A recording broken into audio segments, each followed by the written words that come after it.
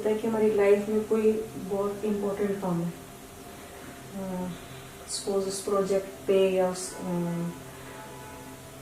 File पे पूरा 100% attention देना है और हमें पता है कि हमने उसको प्रेजेंट भी करना है, तो उस समय में हमारे को ऐसा क्या और करना चाहिए कि हम उस वहाँ पर भी अपनी फील्ड में जाकर भी अच्छे से उसको प्रेजेंट कर सकें। तो सबसे अच्छी आर्ट तो ये है, चाहे वो लिसनिंग की आर्ट हो, चाहे वो रीडिंग की आर्ट हो, चाहे वो वर्किंग की आर्ट हो, चाहे वो आप किसी के साथ बैठ के बातचीत कर रहे हो, उसके हर एक चीज़ की आर्ट है। और उस आर्ट में डिफरेंट प्रयोग नहीं आपको करने। आपको तो नाद सुनाई देता है, केवल एक ही बात पे ध्यान दो। अच्छा, किसी को पता भी नहीं चलता आपकी साधना चल रही है।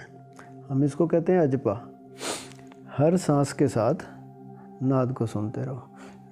बाद में तो आप सांस को भी छोड़ दोगे तो भी नाद चलता रहेगा, लेकिन सांस के साथ पकड़ने से ना एक आदत बन जाती है। सांस तो चल ही रही है, इसलिए संत कहते हैं सांसों की माला पे सिमरू में तेरा नाम। नाम शब्द संतों ने प्रयोग किया नाद के लिए, कि सारे नाम हमने रखे हुए हैं कि टेबल, ये पंखा, आदमी, बट उसका तो कोई नाम नहीं है, सारे नाम उसी के हैं, ऐसा भी कह सकते हैं। इसलिए कहते हैं नाम, खाली नाम है ना, उसको क्या नाम दें।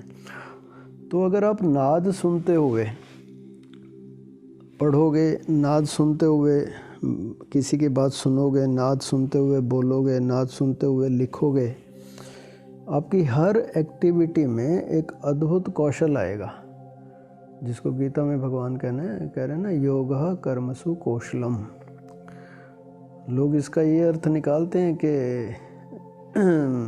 कुशलता से काम करो तो फिर योग हो जाएगा। ना भाई ना, बहुत लोग कुशलता से काम कर रहे हैं। सचिन तेंदुलकर को योगी कहोगे?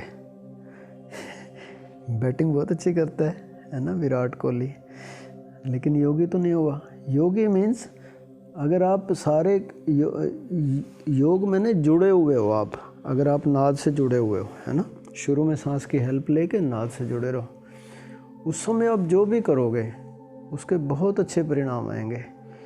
100% कह रहा हूँ, अच्छे परिणाम आएंगे। हो सकता है 95% अनुकूल आए, 5% प्रतिकूल भी आए, क्योंकि बहुत सारे फैक्टर्स हैं जो इस एग्जिस्टेंस के नियम कहें उससे रेगुलेट हो रही हैं चीज़ें।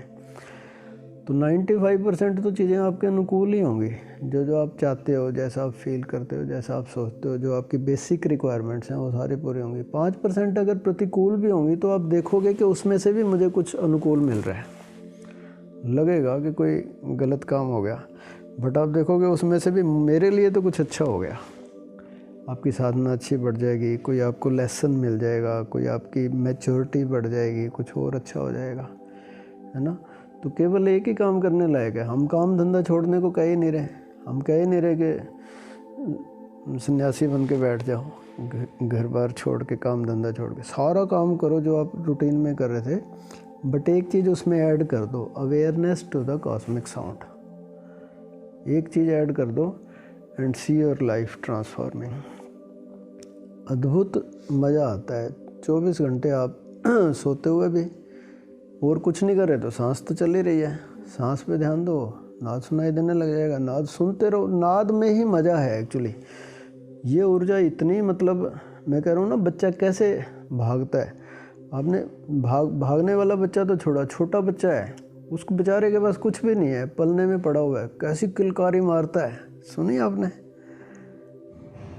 मतलब क्या मिल गया उसको क्या मिल गया?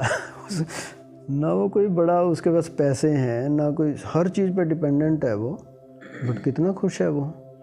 उस समय वो नाद से जुड़ा हुआ है। हमें तो पता नहीं क्या स्थिति है, इसलिए हम 3 साल की सारी बातें भूले हुए हैं, 3 साल से पहले तक। वो जो आपको सुनाई दे, हाँ, जो आप कह रहे हो ना, ऐसे लगा झींगुर की आवाज़ आ रही है, या माँ ने कहा जैसे बिल्कुल सन्नाटा है फिर भी एक आवाज़ सी आ रही है कुछ, बस उसकी पहचान ये है, कॉन्टिन्यूअस है वो साउंड, है ना। अच्छा, शुरू में चेंज भी हो सकती है। संतों ने 10 तरह की साउंड्स बताई है ना, तो वो मैं आपको बता नहीं रहा, फिर आप कल्पना करने लग जाओगे। जैसे आपने बीच में कहा ना, घंटी की आवाज़ आई 2-3 बार, वो भी हो सकती है ना। तो कई तरह की साउंड्स हो सकती हैं। कुछ साउंड्स तो ऐसी हैं कि आई अभी आप वॉच करोगे और गई, इतनी सी आती है। कुछ साउंड्स ऐसी हैं जो केवल राइट ईयर से आती हैं, कुछ साउंड्स ऐसी हैं केवल लेफ़्ट से आती हैं। शुरू में साउंड्स ये चेंज भी होती रहती हैं, है ना। तो आप इसको लिसनिंग को कंटिन्यू रखो और थोड़ा बताना कि क्या होगा, फिर हम आपके एक्सपीरियंस से उसको वो करेंगे एनालाइज कि क्या ठीक है क्या। क्योंकि कई दफ़ा सुनी सुनाई बात में ना हमारा मन इंटरफेयर करके वैसी इमेजिनेशन कर लेता है। वो मैं नहीं चाहता कि आपको, अब आपने खुद बताया झिंगुर की आवाज़, मैं बताता तो आप सोचते कि हाँ झिंगुर की आवाज़ आ रही है। आपने खुद बताया कि बिल्कुल सन्नाटे में जैसी एक साउंड सी होती है, जंगल में आप देखो वैसी साउंड होती है। जंगल में एक साउंड रहती है लगभग। रात को मैं तो जंगलों में बहुत रहा हूँ, गुफाओं में भी रहा हूँ, तो 2-2:30 बजे रात को अगर आपकी नींद खुल जाए, जिसको हम कहते हैं ना ब्रह्म मुहूर्त, क्या मज़ेदार होता है वो।